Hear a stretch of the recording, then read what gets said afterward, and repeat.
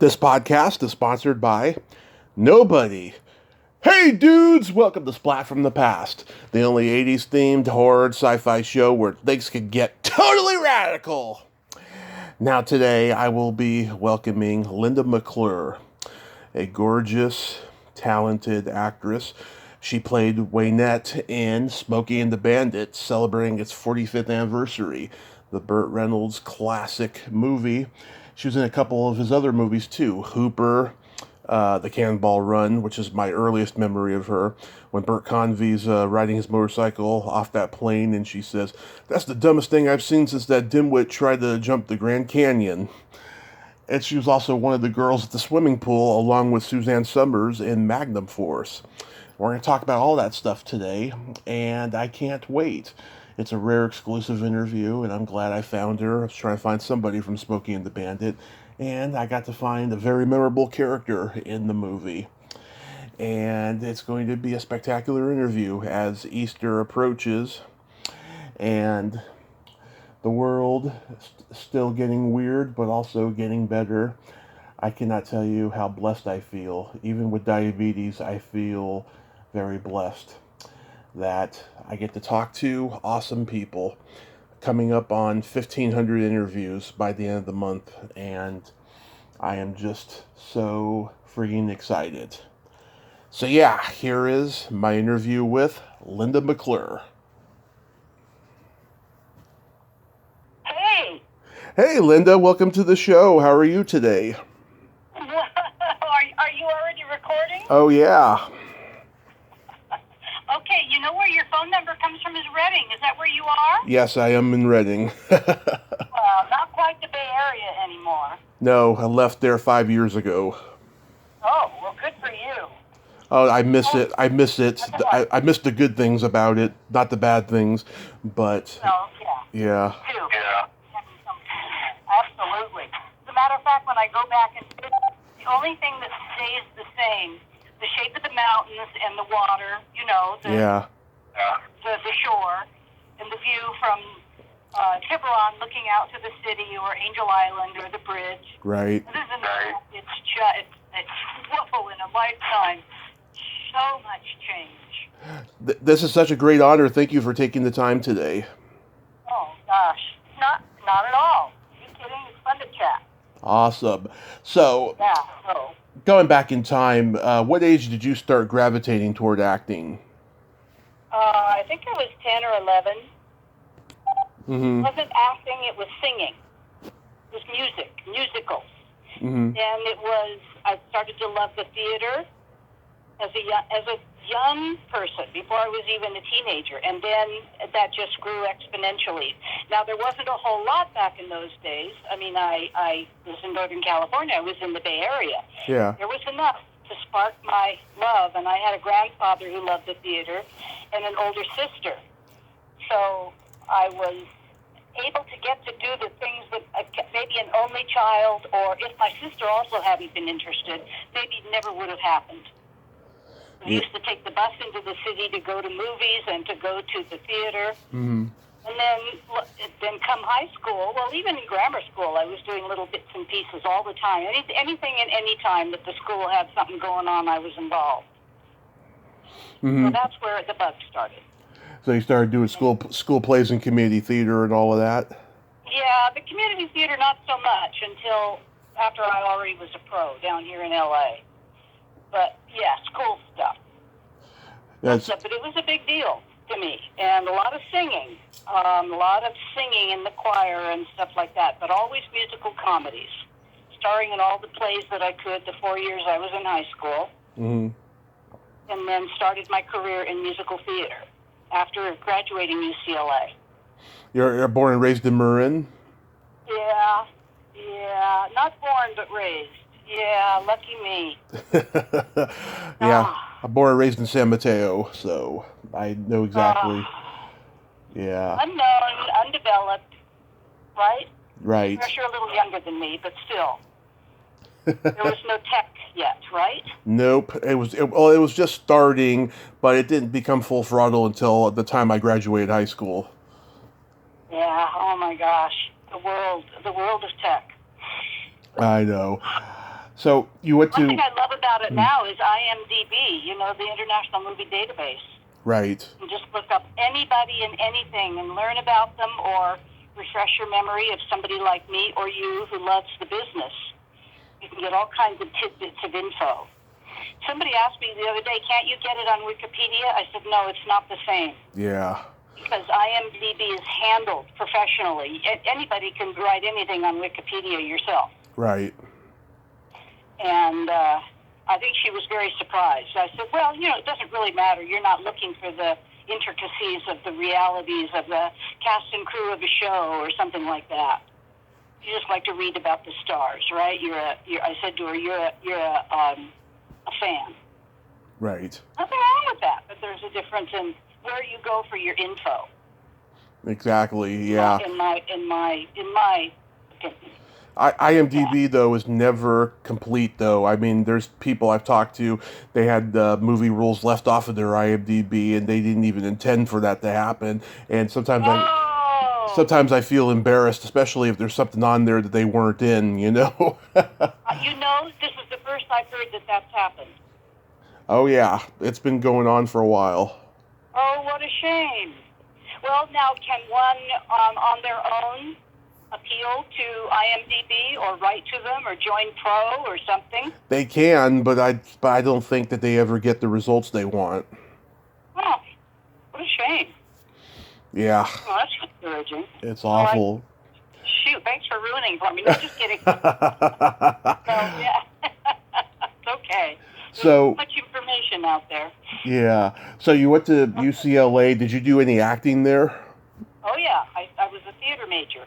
They didn't have acting majors then, but I did it all. Yes, and yes.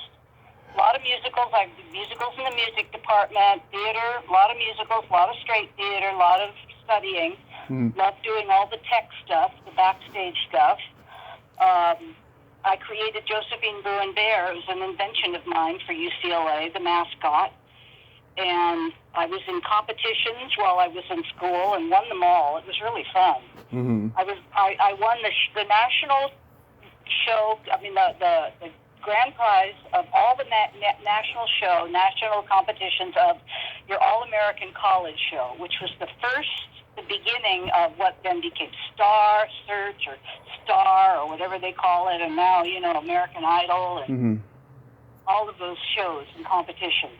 And it was fun to do it. It was all wasn't national network. It was syndicated. That's how it was done back then.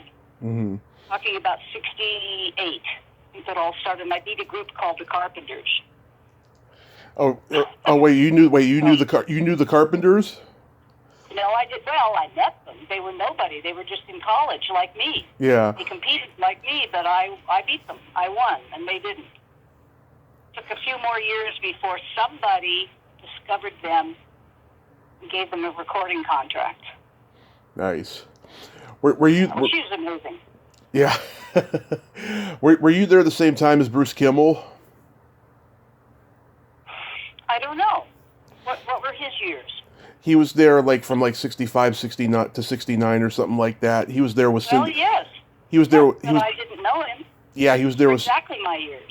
Yeah, he was there with Cindy Williams. They ended up doing a couple projects later together. Yeah. Really? And was Cindy Williams a UCLA major? I mean, a theater major at UCLA? I believe she was. Yeah. She wasn't when I was there, because I knew everybody. Okay. Not to be rude about it. But no, I know. You know names. She was either, I think she's a little younger, or maybe older, or she wasn't a theater major right away, or she only went for a couple of years. Nothing negative about that. It's just.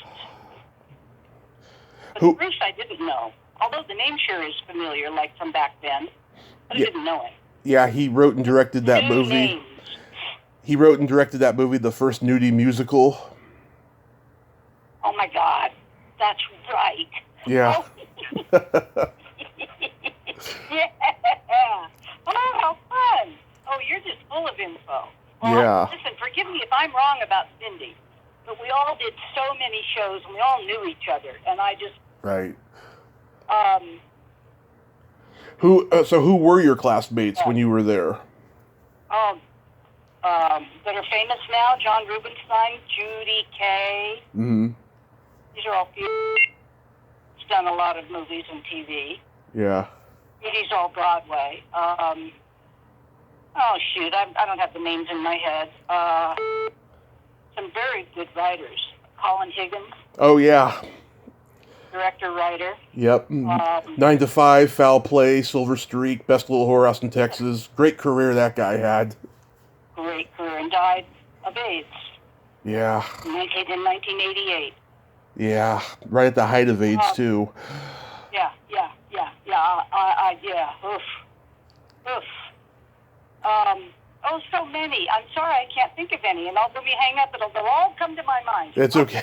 It's okay. It's not that important. No, just fun to chat. Yeah. So what did you do for the USO tour? Oh, how do you know about that? You told me in email. Oh, see, so don't count on me for remembering names. If I didn't remember what I wrote to you a few weeks ago, it's okay. It's okay. It was the best. It was. I've done the Best Little Whorehouse on stage, but it was.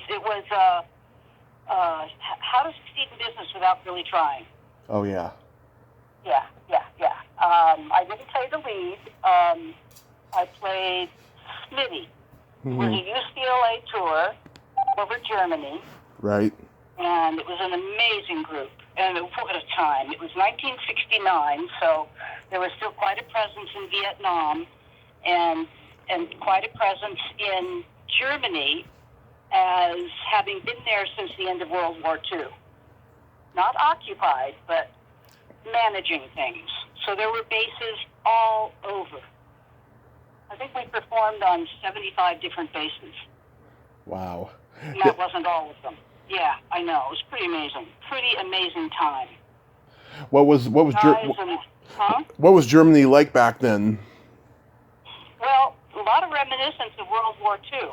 Mm-hmm. Of Germany before the war. Of the West and the East were quite separate. The wall was there. Gosh, what was it like back then?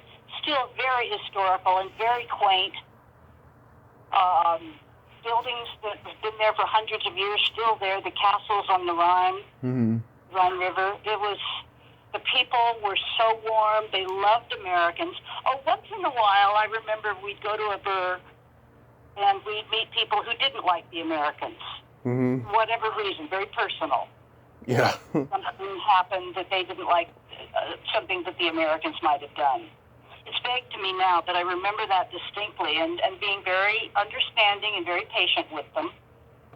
We weren't always in touch face-to-face with Germans. Quite often it was just the bases, and we were entertaining the USO, the Army. Right. But nonetheless, whenever we could, we were out and about. Did you ever see Bob Hope around? No, but I wanted to, because I had done USO. I don't know that he ever did. I mean, during the war, I know he was wherever, but by then this was the Vietnam War, and if he went anywhere, it was Vietnam. So no, I never did. But sure heard about it. Oh yes, and read about it. Of course. Yeah, of course. Yeah. So how did you want to talk about Hal Needham? Oh, we're going to talk about all of that, but I'm curious to know, how did you end up on Broadway? Oh, Broadway, I was in a remake of Gentlemen Prefer Blondes called Lorelei. It was a national tour for about a year. I could be off. It could be more like 10 months. I was not with the show the whole time. I joined it.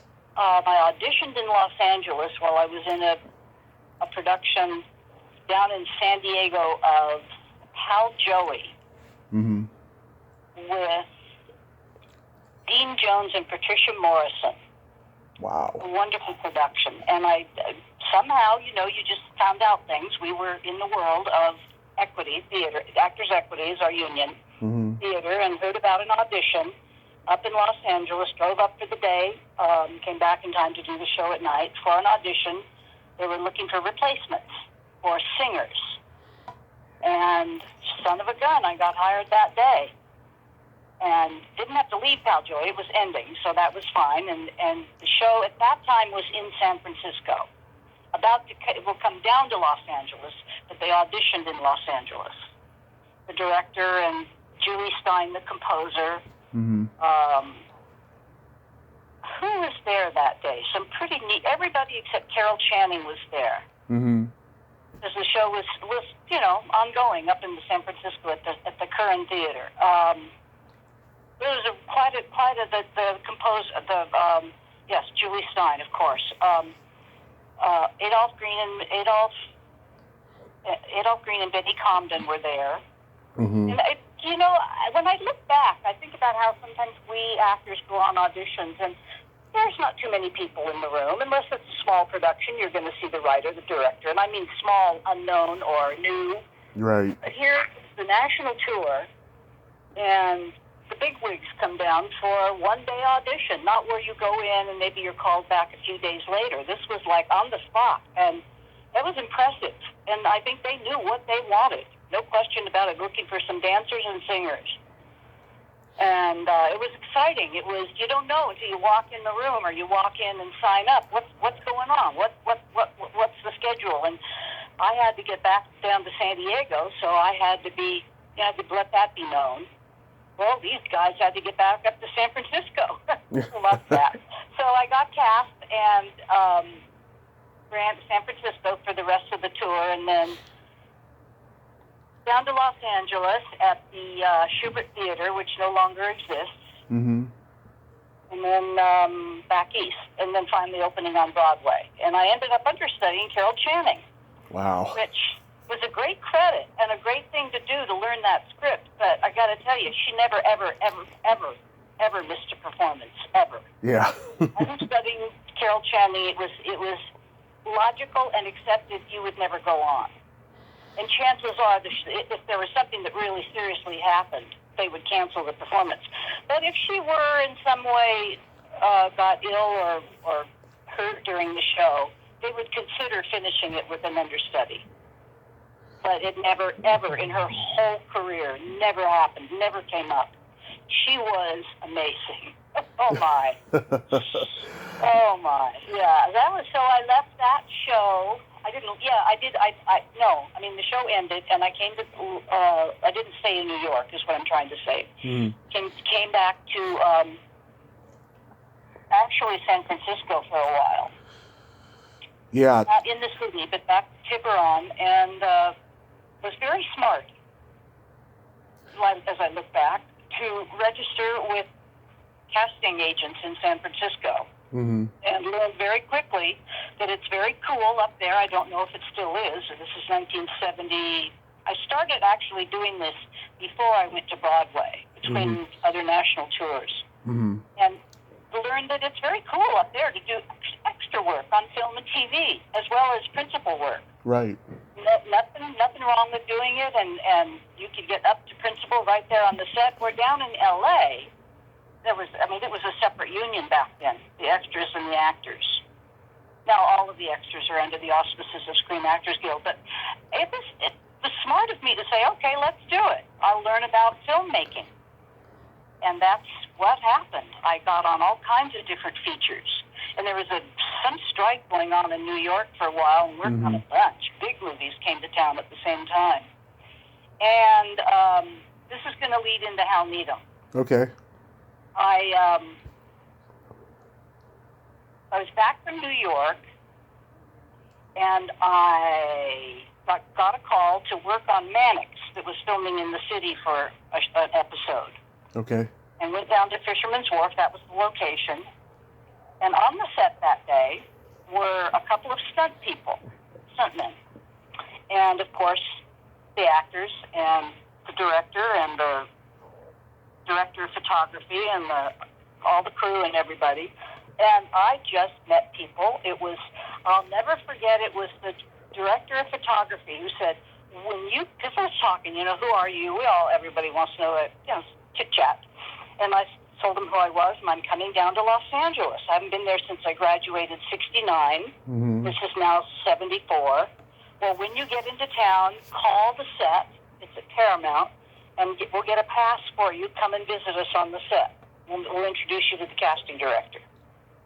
Well, you don't say something like that to Linda lightly. I mean, you can say it lightly, but she ain't going to forget. And I did that. And so I went on the set at Paramount a few months later when I was settled down here, where I am, not where I am now, but generally, Southern California.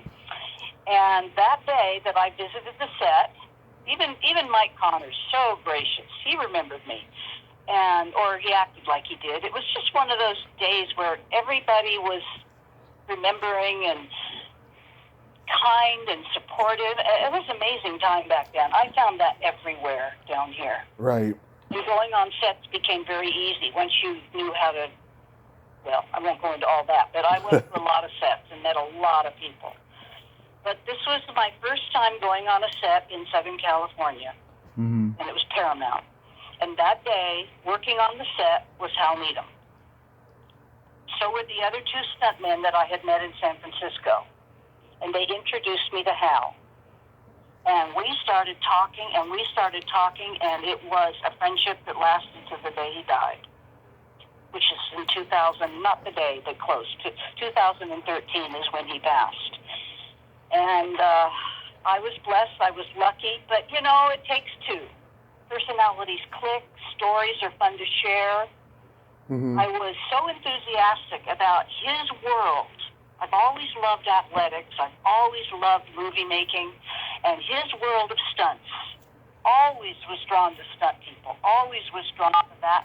Not that I never was going to be one, not that kind of drawn, but just that they are such a big but in the background part of movie making. Stunt people. And that started it, and Hal was so gracious, and he was so, come on by the office. We've got this thing, it's called Stunts Unlimited, this organization that I've got. He just kind of flippantly, a big-time organization, but in the office that ended up being close to where my apartment was. Right. Come on by, give a call, talk to whomever was his secretary, and come on in. And that did it. So he knew I was coming, and he set up a room so we could watch some of the footage of his stuff. He was very self-effacing, but he also was very, what do I want to say, proud of his life and his work. And when he talked, it wasn't a big ego. When he talked, it was stories to share. He was from the South, so he had this fantastic accent. You were so drawn to him, funny expressions. Yeah. And great energy. Now, by the time I met him, let's see, I was maybe 25, and what would he have been, 20 years older, more than that? I don't know. I'd have to look it up. Oh, I think he was born in 1936. Oh. Or 1930, or actually, wait, let me look it up. No, that's not right. He was more than 10 years older than me, because I was born in 47. Okay. Bert, I know Bert was born in 36, so let me look here. Oh, look at you with all your I love it. Oh, 1931 is when Hal was born. Okay, so he wasn't 20 years older than me, but older. Okay, Yeah. so by then he had already done a zillion things. He had already broken his back twice. One of the films that he set up was jumping one of the trucks. And stories, and Stunts Unlimited was an organization he founded with, I think, Billy Burton. Oh, boy, Linda, don't go there. I don't remember whom he formed it with. You'll have to IMDb it or Wikipedia it. Stunts Unlimited, the organization that he founded or co-founded. And that's the office that I would go to. And all these guys hanging out. And I met them, and they were all like Hal in the sense that they were open, they were animated people, they were very serious about filmmaking, but they were not serious people. They were happy people. They were working. They loved working, and they didn't have actors' egos. There was no egos among them, just competition to be the best they could be for themselves. And I met a lot of guys like that, and I think Hal was like that, so that was his influence. So nonetheless, the point is, we dated for a while, but mostly I wanted to be his friend. That was just the way I rolled back then, and we were. And So that was 74. In 75, he came up to Sacramento where I was doing some theater to see a show I was in. I was so flattered. That was so cool. Mm-hmm.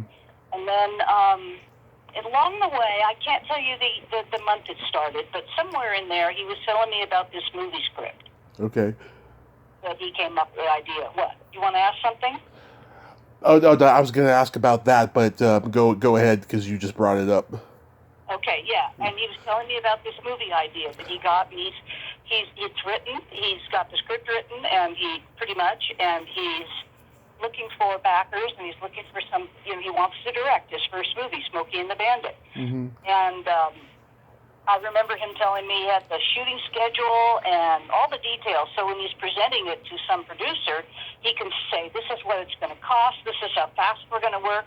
He could do it. He could do things fast. He just knew what he was doing. Mm-hmm. He was never insecure. There was nothing he couldn't do that he didn't believe he couldn't do. Yeah. If there was something he felt he couldn't do, by the time he did it, he knew what he was doing. It's fascinating to watch him and be with him. It's just the best. So anyway, he told me about Smokey and the Bandit, and when I'd see him every now and then, he'd say, been turned down again. But in the meantime, he's working on other shows. Mm-hmm. I think he did over 4,000 television shows as a stuntman. Yeah. Coordinator. Very prolific and very, and available to do whatever. And I think it was, one day I'm looking at, I was getting the trades, and I looked at the trades, and on the front page was Hal Needham directing Smokey and the Bandit, just picked up, starring Burt Reynolds. I called his office so fast I didn't even breathe. I said, what is going on? He said Burt couldn't stand it anymore. He let him try to peddle it, mm-hmm. and it wasn't until Burt agreed to go on it that it finally went. And it was pre-production so fast. Within 3 weeks, they were filming in Atlanta, Georgia, for 4 weeks. Yeah. Unheard of. So anyway, he called me and said, come on over to Universal. I want you to meet somebody. So I come on the lot, and I met Mort Engelberg, who was the producer, and Hal's son, David, and whom I'd heard about but hadn't met before. So we're chit-chatting. Oh, and Hal's makeup man, or Bert's makeup man, was sitting there, and nice to meet everybody. And Hal said, here's a script. I'd like you to take the script. And it didn't dawn on me that he's giving me the script because he's got a part for me. It just didn't. When you're meeting people, for me, it was just meeting people. Right. So that was that. And later, I didn't know when I was working, but I had to go out of town to do some theater, and got a call from the wardrobe department telling me what clothes to bring. I said, what are you talking about? Yeah. Well, you're filming. This is how I found out the date I was filming. It was from the wardrobe department at Universal. Mm-hmm. It was great. So I went, it was just before my 29th birthday, flew first class, oh my God, that was, to Atlanta, Georgia, got to, it was the third day of shooting. They had just finished. Mm-hmm. My shoot was the next day. My scene was the next day. It was with Burt in the movie. And I get to the airport and I'm paged. I went, oh, this is fun. So I get the driver is there paging me. He said, we got to get you back to the hotel. Hal is waiting for you. I said, well, okay. So there he was, literally at the counter there, waiting. He was waiting for me. He said, come on in. I want you to meet everybody. This is Hal Needham, who did something that to this day, I don't know there's many directors that do it. Always did this. I don't know how many things he directed. Come in, especially if you're on location, come in and see the dailies. Everybody's invited to the dailies, open bar. Okay. And everybody's in there. And that's the way it was. That's just the way it always was. The dailies. It was amazing. I had never seen dailies before, but I'd sure heard about him. Yeah. You know? And they were showing the previous 3 days. And back then, the film had to be shipped back to Universal, to Technicolor, to be processed, and then shipped back. So there was one editor who was in Georgia and one who was at Universal. Mm-hmm. And those two editors, by the way, got nominated for an Academy Award for editing that movie. Wow. Yeah, it was beautifully, brilliantly edited with all the chase scenes and the car scenes and the... Yeah. Whoa. So So that was so, and I needed Hal introduced me to what was his name, Bobby Byrne, and Bobby Byrne and I knew each other. I'd worked on a film in San Francisco, DP, director of photography. His first time as DP, he had been assistant. Mm-hmm. And is Linda, what are you doing here? I said, Bobby, what are you doing here? So sat down. I didn't sit next to Bert. He sat next to his script supervisor, of course. But I knew some of the guys from having hung out, and there I was, and there they were, and Sally and Bert were there. They were just hooking up. Their magic happened the first few days of filming, and they became quite an item for a while. And then we had some dinner, and then it was a big table, everybody, like a big round table, and everybody swapping stories. And then Hal said, we have a meeting upstairs. I want you to meet Jerry Reed. You're playing his wife. Mm-hmm. I think at that point I had a scene with him. Mm-hmm. And I think we even filmed it. It's been so long. But I mean, it wasn't in the movie. You think you see Waynette, that's the wife's name. He talks to her on the phone throughout the movie. Maybe 2 or 3 times. Right. So often when I run into people years later, they say, you had a really good part in that film.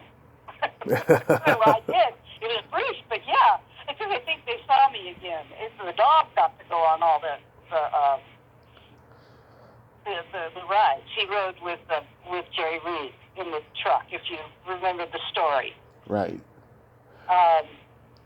So where we went was upstairs to Jerry Reed's suite, and he had the whole band up there, and they were writing the song Eastbound and Down, and wanted Hal to hear it. The famous song from the movie. Right. It's classic song. So that was that. I worked the next day. It was a fabulous day, and I was so honored, and there were some people visiting the set that day that were jaw-dropping. The team from Cincinnati, the Cincinnati Reds, Johnny Bench. Oh, yeah. Oh, my God. I don't know who they knew, but around Burt Reynolds and Jerry Reed and Hal Needham, everybody knew everybody, and that's just the way it was. Yeah. And everybody was equal. Nobody was, like, smarter or better or more famous or more important. And that's the way Hal rolled. That's what it was like being on a Hal Needham movie. And he wasn't, I'm sure things got tense. As a matter of fact, there were some tense things, but he just dealt with it. Mm-hmm. He was good at managing, and he was good at being in control without being bossy or negative or angry. He was stern, and he was quick. I don't mean quick-tongued. I just mean he didn't have to debate anything. Yeah. Everybody got along with him. Everybody got along with everybody because of Hal. It was so cool. And then, so at the end of the day, I'm technically released from my contract. It was a one-day gig, and Hal said, no, I need you to stay in town for a while. It's Labor Day. It's your birthday. We got to see the film. It's got to come back from Hollywood, from Universal. We got to see your stuff. So hang around a while. A week later, I wasn't on contract anymore. In other words, I wasn't getting paid, but all my expenses were being paid, and my ticket going home was open-ended in the hotel. It was party time, but I just got to be around everybody. Yeah. Including Jackie Gleason, who was on the set every day, whether he was working or not. And he was the first there. Anybody get to the set any earlier than anybody get to the set at their time, Jackie Gleason was ahead of them. Yeah. That was just the way. He loved being around actors and movie making. Yeah. Somebody told me... I don't know. Have you ever heard about that? Yes. 10 years later, when Jackie Gleason made Nothing in Common with Tom Hanks, he would come to the set every day and say, "Gentlemen, let's get started." And then at the end of the day, he would say, "Gentlemen, it's been a pleasure." And then he would just glide out of there. Oh my gosh! Oh, and he was the center, but not the center. Yeah. Now in that movie, Nothing in Common, he was an actor that was, but I'll bet you cookies, he was on that set when he wasn't working. Right.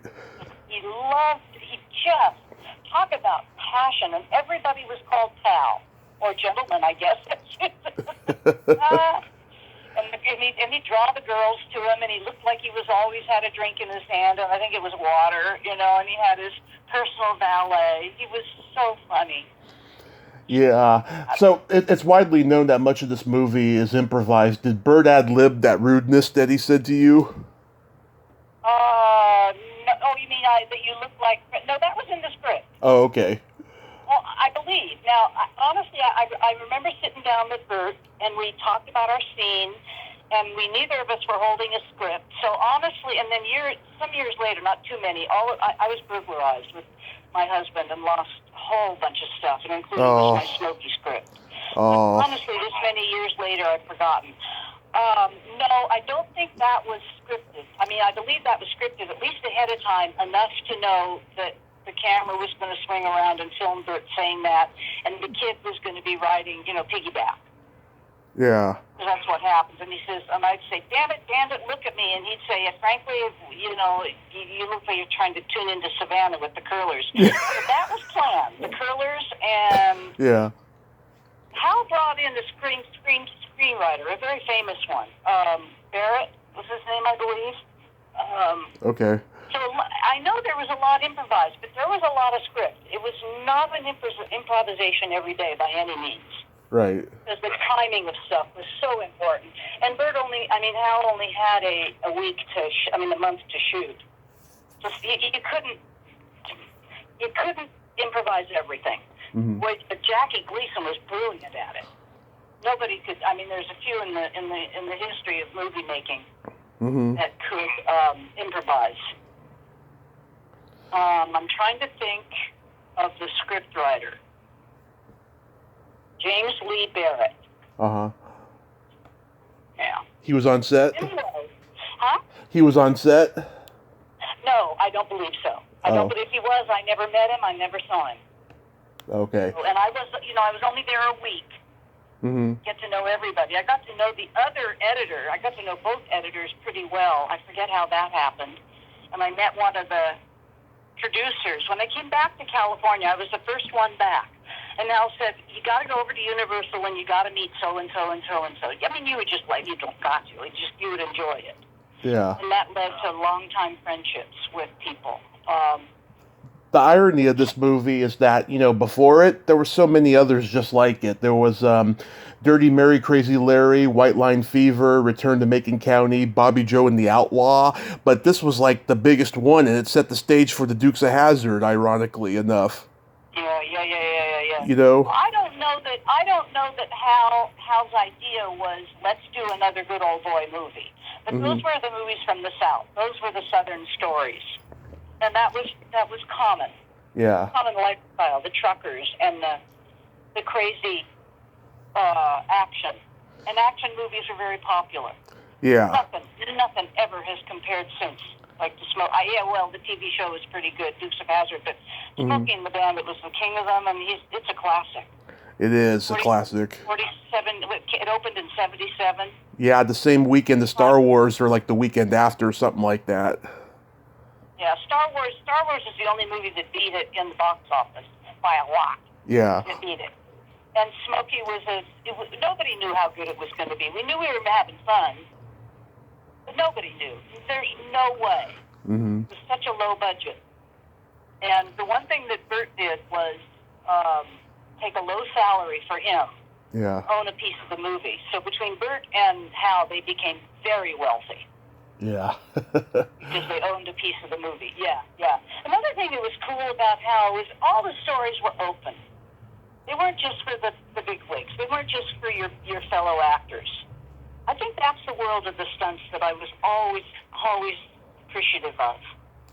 And my best friend started in Atlanta, Georgia, Sally Field's double. Her name was Janet Brady. And all these many years later, we're still best friends. Nice. And I think that was an atmosphere and an energy that you can't create just because you want to. Right. It's more than just personalities. It's values and it's experience. Good relations among people. I don't know. I mean, I don't know, Tommy, if you started looking around and interviewing and you got to know stunt people, you'd hear it over and over and over. I don't know if it's still like that, but back then. Oh, I've talked to a lot of stunt people, especially women stunt performers. Yeah? Yeah. I admire what they do, you know. I mean, to break a bone on a daily basis. I mean, that takes a lot of commitment. You know. We can't relate to it very well, can we? No, you got to be a very special person to do stunts. And just get up from it, and yeah, I know. I know. Well, have you heard of Janet Brady before? Janet Brady, I should know that name, but I can't place her. She's retired. It's all right. She's retired now. Mm-hmm. She was the first and one of only 2 women in Stunts Unlimited. It was all men, and then there was Janet, and she's a small gal, but tough and smart, street smart. Yeah. And worked hard, and doubled Sally a lot after that, because she looked just like her. But she does a lot of other work, too. And there were a lot of politics, you know. Stunts had a lot of politics. But I will say that Hal did his damnedest to keep the politics out. Yeah. Make it straightforward, and we're working, guys. We're not playing favorites. We're not trying to be something that we're not, or better than we think we are, or better. We'd like to be better than we are. Just be real. Be you. Be what you are when you're doing a stunt and you're doubling an actor and you're making a film work and you're getting paid a lot. Be that. Mm-hmm. When you got offered this, I mean, did you think to yourself, why do I have to play the ugly duckling? Because you are a beautiful woman, Linda. Oh, not at all. Oh, I'm a character actor. Oh, not at all. Okay. What do you mean ugly duckling? Because I have curlers in my hair? Well, she's supposed to be kind of hideous, isn't she? No, she was a cutie pie. Because of what of the way he insults her, you know. It's like you're trying to tune into Savannah with those curlers in your hair. Yeah, that's what I mean. Like, you know, it's a comedy movie. You know, that's character time. Yeah. No, and I never, ever. Not at all. And with that part. And by the way, when I got to Georgia that night, late afternoon, flying from LA, first class, said it twice now. And Hal met me at the registration desk. I mean, literally, he said, "We'll have the stewards or whatever they're called, take your stuff up to your room. We've got to go in and see the dailies. I want you to meet everybody." While we're walking in there, he said, "By the way," he said, "calls have been coming in from people, famous people, big-name people. They wanted the role of Waynette." And he said, "It was always yours." And I said, "What?" He said, "I wrote it for you." Oh. Holy crap. I never knew that. Like I said that day, 4 weeks before or 3 weeks before or whatever it was, and I walk into his office, he said, "Here's a script for you." Mm-hmm. And the character's name is, "I want you to do Waynette." I still thought he was going to call me in for a reading. Mm-hmm. But I called his secretary and I said, "What does he mean?" He said, You've got the thing. You've got it." I said, "I don't have to worry about a contract." He said, "No." She said, "No, Hal will take care of it." So he didn't have an agent. I sure got one after that, though. And I tell you something, I just loved it. I loved that script. Yeah. Oh, my goodness, no. I've never, I don't operate like that. Never did. Yeah. Never did. Never would. Not in my being. Thank you for asking. Of course. So what are your memories of Hooper? Oh, you don't want to hear about Hooper. Why? Hooper was difficult. Uh-huh. Hooper was difficult. Sally and Bert were still together in Hooper. They weren't by the time they got to Smokey 2. Where did we film Hooper? Tuscaloosa, Alabama. And Hal made sure I was in that movie, too. And by the time I got there, they were doing the whole town things were blowing up in one sequence. I mean, it was special effects times 1,000.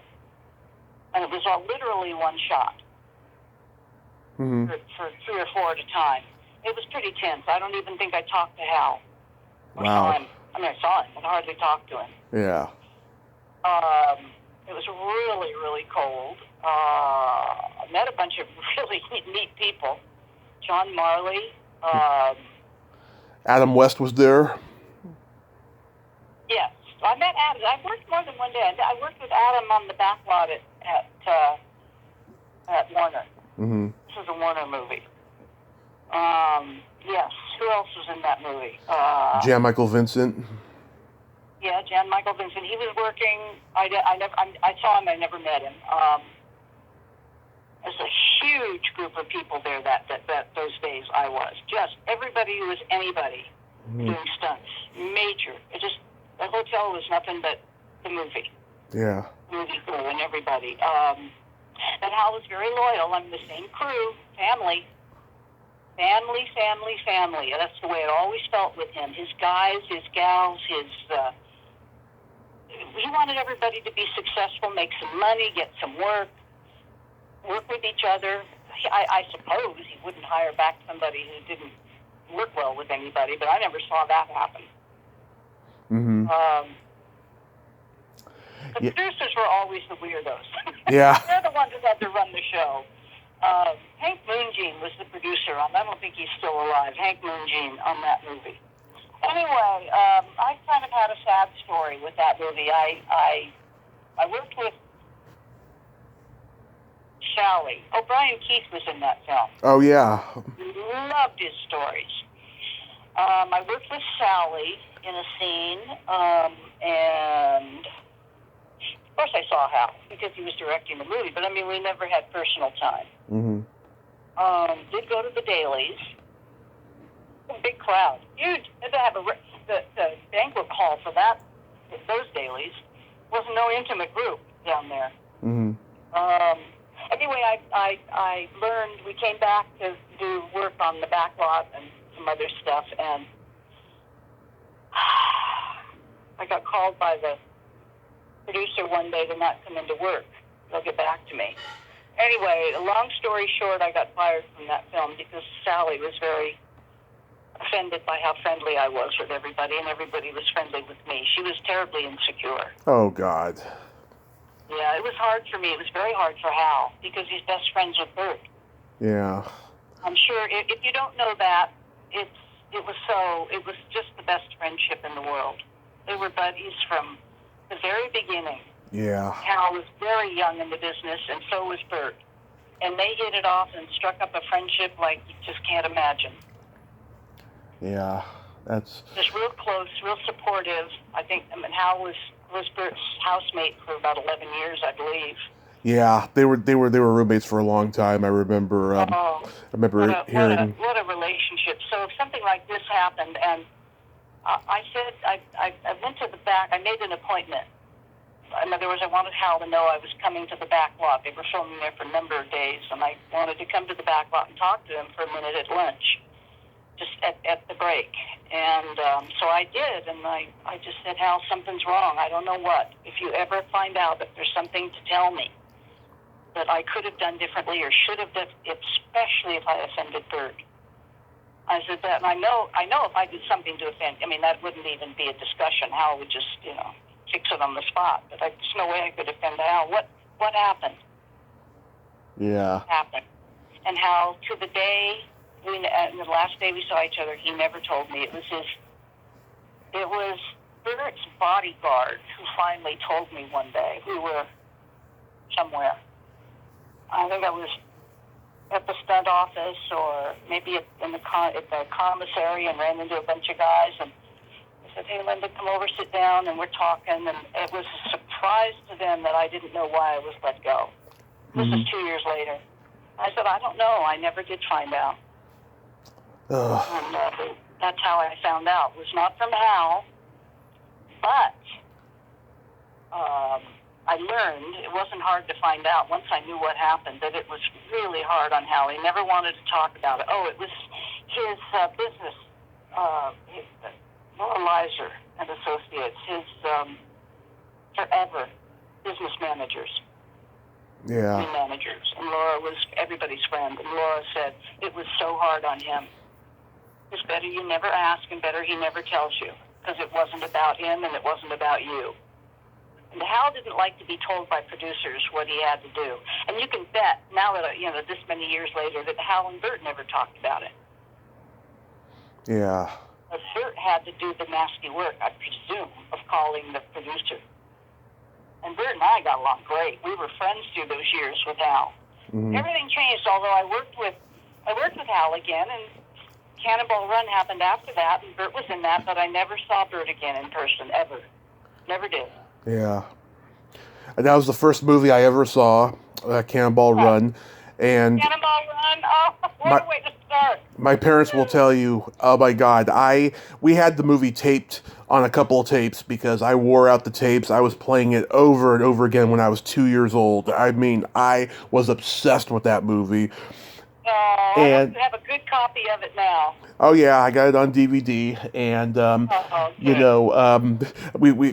got every line memorized verbatim, and we still quote it around the house to this day. You quoted your line to me in an email that you sent or a text that you sent. Yes. I loved it. I said, oh my God, I don't even remember. I remember the line, but I don't remember what you said. I didn't remember calling Bert Convey a dimwit, or whoever it was. I think you were referencing Evel Knievel in that line. Well, I was referencing Evil, and it was in the scene with Bert Convey. And I called him a dimwit. That was it. That had to be in the script. I mean, that wouldn't be something I'd say. Yeah. I wasn't given free license on that one. But you didn't see him jump off of that plane. It was a stunt man doing that. Yeah. Oh, yeah. Hal gave work to everybody. And through the years prior, I mean, just the fact that he was directing gave a little more work to certain people, to many people. But all through his career, once he started being a stunt coordinator or a stunt director, mm-hmm. even once he started Stunts Unlimited and got the guys and Janet together, he worked hard to get work for everybody. And not just, they had to be right for it. They had to be right for it. Right.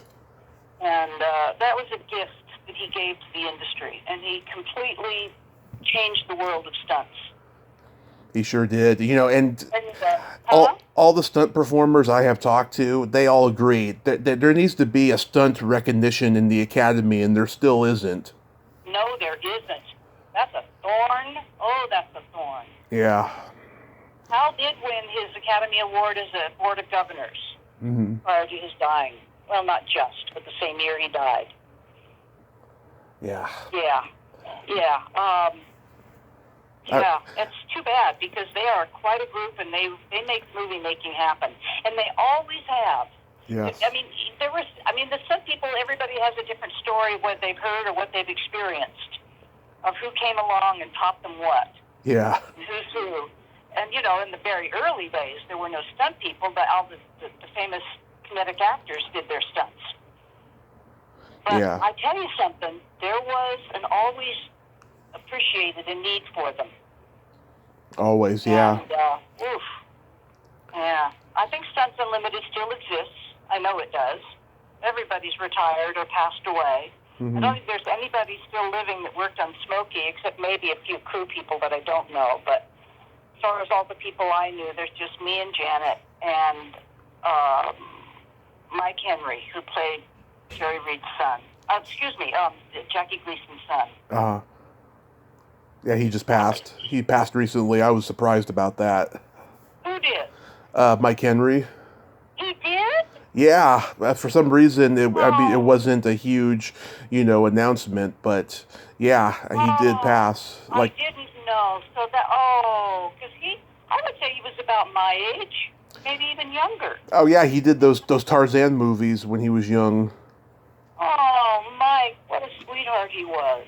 Mm-hmm. And he was a football player. Oh, my goodness, there you go. And what did I just say? Me and Janet and maybe some of the producers, maybe Alan J. Levy or Mort Engelberg. But I know Bobby Byrne is gone. The script supervisor died a long time ago. Great lady. Yeah. I don't know if all of Bobby Byrne's camera crew are still around or not. Just lost touch with everybody. maybe a couple of the 80s, but generally it's, gone on. But the stories, I think, are there. There's this wonderful documentary. They're not all the stories, and it's a good documentary. It's called The Bandit, with Bert and Hal. Yeah, you mentioned that in email. I still haven't seen that yet. Oh, you'll have to rent it. It's not in DVD. It can't be owned. Right. I mean, you can own it through Prime, through Amazon Prime, but you can't own a hard copy in your hands. Yeah, I saw a 20-minute documentary on YouTube about the movie. It was probably like a DVD extra or something, but maybe, yeah. But I did. The stories are in there, but only people can tell the stories. Right. Do you have a story about working on Magnum Force? Oh. How do you know that one? Oh, my dad and I used to watch that movie when my mom wasn't home. Magnum Force was way before the Cannonball Run. Oh yeah, we used to watch. I watched everything when I was a kid. We watched R-rated movies all the time when my mom wasn't home when I was growing up. Oh, that's what you meant. When Mom wasn't home. Was I guess Magnum Force or any of the Dirty Harry movies were considered R-rated, weren't they? Oh, they're all R-rated. Yeah, I mean, there's violence, there's sexual assault, there's everything in those movies. Oh yeah. Oh, Magnum Force. Oh, I met Clint Eastwood. Mm-hmm. And worked 3 times with him. Oh my gosh. No, 2 times. Oh. He's my favorite. Uh-huh. I loved Bert. Bert was fun and funny and kind and charming and considerate, very generous actor, loved actors like Jackie Gleason did. But Clint is. He's my fave. Yeah. I never worked with him as an actor, but as a director in Magnum Force. I mean, he was in Magnum Force as an actor, but... Right.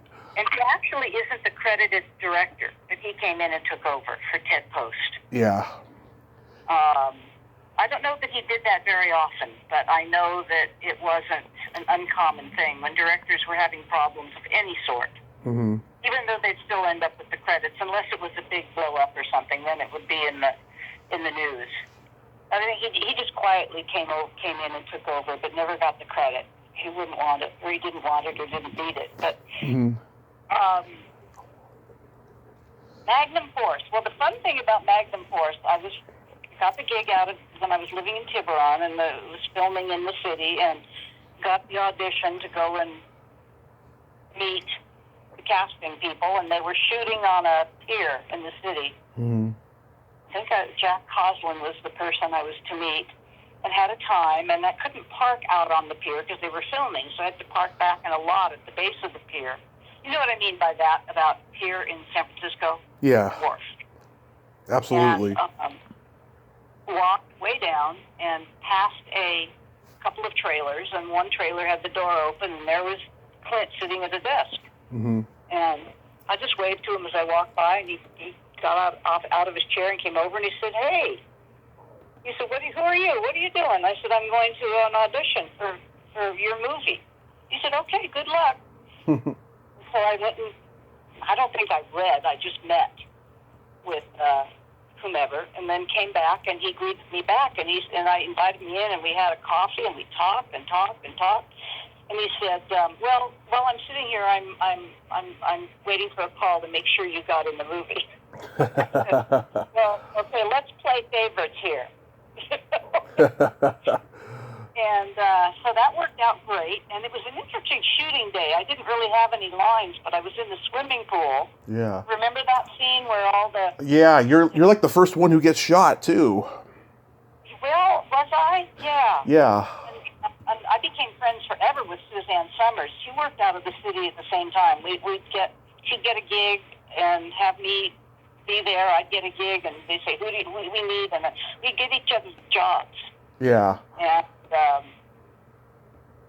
And so that's where we met that day. And again, a bunch of stunt people, and I had to be rigged for what they call a squib, where blood, at the same time you're shot, you're pulled back with a ram, and then you get blood on you. Right. Because it's been shot. So I got all that treatment. That was really interesting. And it's a one-take thing. Once you do the squids and all that, you can't redo it. So, and then I think they set up a piece of, and that's when Clint came in. I don't know what the troubles were they were having. I have no idea. Never did know, even though we talked. I've met him for dinner with a couple of the other people on the show a couple of times. One in Tiburon, once in Tiburon, and once in Sausalito. And never did know what was going on. It was none of my business, and why would they tell me anyway? Even if I asked, that wouldn't have been appropriate. Right. It was very social and fun group. I don't even remember everybody whom I met. But wasn't it Robert Urich who shot you in that scene? You tell me. You saw the movie more than I did. Yeah, I mean, because he's got he's got his helmet on, his motorcycle helmet on, so you can't really tell. Driving up the mountain and then came to the pool and shot everybody through the trees. Yeah, I think that's Robert Urich. Okay, I don't even remember that. I'm sure it was a double or a stunt double who did that. He wouldn't have driven the motorcycle, and if he had a helmet on, they probably didn't use him. Yeah.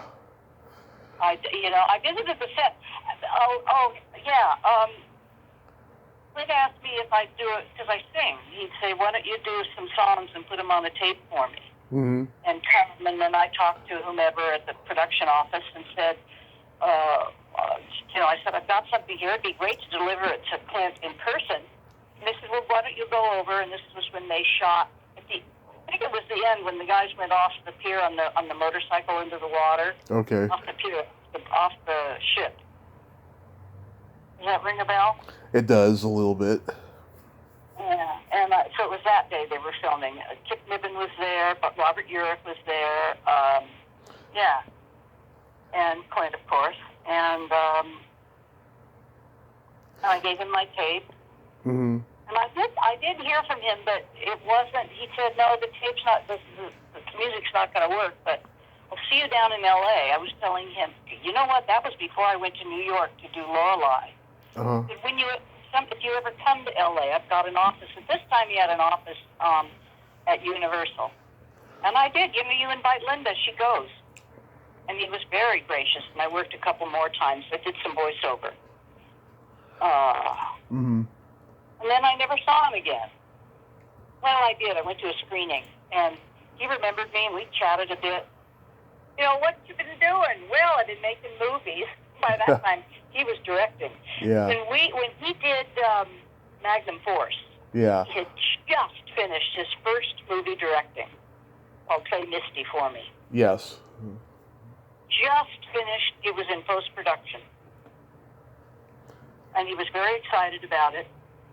First time directing. How many has he done since? About 40? Oh, I can't even tell you the number. Yeah. It's a lot. And I like him a lot. I liked his values as a director. He's soft-spoken, but very assertive and very clear. Loved actors. Easy to work with. Easy. You want every director to be like that, as God willing you can. Right. From what I've been told, he has. Because he was so good, like Clint. Been in the business a long time. Learned what actors like and don't like. Learned how to talk to people who are doing something that you want done, but let them do their thing. That kind of attitude. Right. Yeah. From what I've been told, he has a farm up here in Reading. Oh, he does? Yeah. Oh, what do you know? Yeah. Surprised. Wouldn't be surprised. Tommy, we've been talking a long time. Yeah, I have another interview at 2:30, but before we wrap this up, Can I just ask you something? Do you go through and edit this now? Is that what you do? I never edit unless we have a phone malfunction or you tell me, can you edit that part out or something like that, but other than that, it just goes. This whole hour will be for somebody's ears? Oh, yeah. I'll be damned. Excuse my French. Okay. Oh, no, you can swear all you want. This dude, how many 165 lines or something like that had to be dubbed for TV for Jackie Gleason alone? Oh, yeah. You son of a bitch was you scumbum on ABC. Yeah. Yeah, I remember. Yeah, And he didn't come in and do his own dubbing. They found somebody that sounded just like him. I'm sure it's Rich Little or somebody like that. No, it wasn't. I remember. I don't remember the name, but it wasn't somebody famous. Okay. It wasn't. It was just somebody that somehow somebody knew. Who knows? Who knows? Maybe Jackie Gleason even knew him. He knew who to find to help him out when he needed it. Right. He had his hands in everything. He was a producer, a composer, an actor, a writer, a director. He was amazing. He did it all. Yes. He did it all. I noticed one of the last things that you did was an episode of Highway to Heaven, and I've heard a lot of good things about Michael Landon. What was your experience? Oh my gosh, another one. Michael, oh my gosh. He was as sweet and as spiritual as that character was. Mm-hmm. That was him. And I got that part because a guy who was his very, very close friend and did his makeup for most of his career had become a friend of mine through shooting archery. And he invited me to the set. He said, I want you to meet Michael. You and Michael will get along. And he said, I don't do this very often. He said, I almost never do it. And Michael knows that, so Michael will honor that there's somebody I want him to meet. And Michael said, there's a part for you. And that's how that came about. Nice. Oh, I mean, I was honored with those. I wish I had had more of a career after that. Yeah, so tell me, like, what happened after that? I mean, did you just decide you had enough? Then I was married, and it was a difficult marriage, and I did a lot of theater. I still continue to do a lot of theater. Nothing as big as Broadway ever again, but a lot of stuff. And that was great. That was very fulfilling. And little parts. I think I did stuff after Highway to Heaven, didn't I? That's where it stops. But before that, you did like Riptide and Trauma Center and the Paper Chase and Medical Center. Yeah. Residuals. I still get residuals. Yeah. Like 18 cents. That. I've gotten older, and I'm a real good character actor. I've got an agent now who just thinks this is my time. I said, 30 years. Well, everybody has their time. Nowadays, we don't get to go into casting people's office. We have to film ourselves. They call it self-tape. That Trauma Center episode had another Burt Reynolds regular, Alfie Wise. Oh, Alfie! Yeah. No. Anybody who was a good friend, he and Burt were best buddies. Yeah. Anybody who was a buddy of anybody, we were all buds. That's how it worked.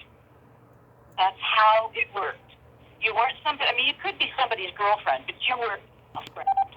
Right. Until Lonnie Anderson came along, she screwed up everything. Even Hal said, Burt will never be the same again. Yeah. She really wrecked him over. He can go, no, it's not the actor can be the same, the person. Yeah. I think that when he got injured on the set of City Heat, when he had his jaw broke, right? That was what planted the seed, and then Lonnie finished it, in my opinion. Not a bad observation, Tommy. Yeah. Wow. Yeah. And I hate to think of those things. If you watch Burt in if you watch The Bandit, you'll see him. It was made in 2016. He died in 2018.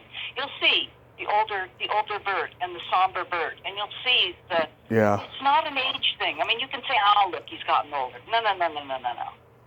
There's a soul switch that happened with him. Yeah. And also, too, it's widely known that when he made Boogie Nights, him and Paul Thomas Anderson didn't get along, right? And Paul Thomas Anderson not getting along with somebody. Yeah, well, Paul Thomas Anderson said this in an interview that could possibly be explained. He said, Burt loved being around people and working with people who he knew and trusted, right? He didn't know anybody on Boogie Nights, so he was a lot more reserved than what his reputation, preceded. And I thought that was a really good observation. That's sad. Yeah. And go back to my experience of Sally wanting me off the movie. By the time Smokey 2 was filming, and I wasn't in that, Burt and Sally were on the outs, and she was making life miserable for Hal on the set. She was Oh, I can't say it. I just Yeah, can't. I get it. So, But that's because Bert loved people. He loved family. He loved everybody just like Hal. They were one of the same type. exactly. So what happened to me was I didn't lose interest in the business. I just lost my mojo. Yeah. 10 years ago, from now, 10 years ago at this point, I was in a very, very bad accident and almost died. And that changed a lot of energy and go-go for me. And I live with a broken back, but I'm not an invalid, but I'm restricted. And it's been, and in the meantime, for the last 30 years, off and on, I'm not married anymore. In the meantime, for the last 30 years or so, I do hats. Linda's Lids with a Z. I do craft shows, or street fairs, and stuff like that. But even that's tapering off because, you know, once you break your back, you're never strong again. You're sort of strong. You're sort of okay. Same here. Yeah. There. Oh, yeah, that's right. You're the one who was in a bad accident. Yes, I was. Oh, Tommy, well, welcome to life. Yeah, it's crazy, but I've survived it. Yeah. You have. Here you are. Up in Reading. Yeah. Or is it down in Reading? Where is Reading? I can't think where Reading is. It's in the north. That's what I meant. Up in Reading. Yeah. Gorgeous up there. Were you ever threatened by the fires?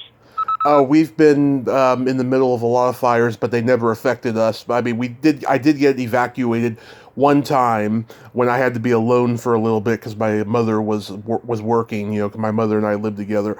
She was working, and I had to stay at my godparents' house, and that was scary in and of itself. But I got through it. Wow. And you're still there, and some of the trees, like your whole state hasn't been burned. Yeah. You feel like the whole state's on fire. Yeah, I mean, we hope to move at some point. We don't know where, but anywhere but here, somewhere where there's no fires. So we shall see.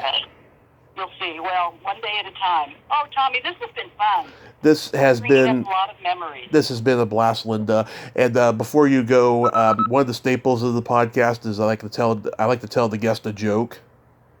Oh, are we supposed to get it? Yeah. Right. I'm sitting up. Okay, tell me. What do you call a boy that doesn't masturbate? I don't know. I hope it's good. A liar.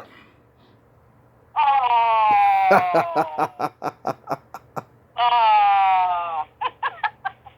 That's good. I knew you'd like that. Are you a dog person? Oh, yeah, I got a dog and I have a cat. Okay, perfect. And you're forgiven. Linda, thank you so much for coming on today. This was a lot of fun. You are such an amazing lady, I have to say. Well, thank you. I appreciate that. It takes a good guy to know a good gal. Oh, thank you so much. You have yourself a great day and a happy Easter to you. Happy Easter. Thanks, Tommy. Be well. Good interviews. Onward and upward. You got to get up to 2,000 real quick. Bye. Thank you so much. My pleasure. Have a great day. Yeah, bye. Bye-bye. Well, there you have it. Linda McClure. Ain't she a sweetheart? Oh, what a great lady, huh? And wow.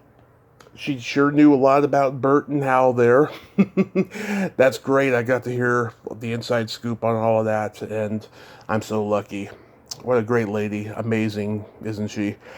Well, until next time, this is Tommy Throwback Kovac saying there's no shame in living in the past because the present sucks. Later, dudes.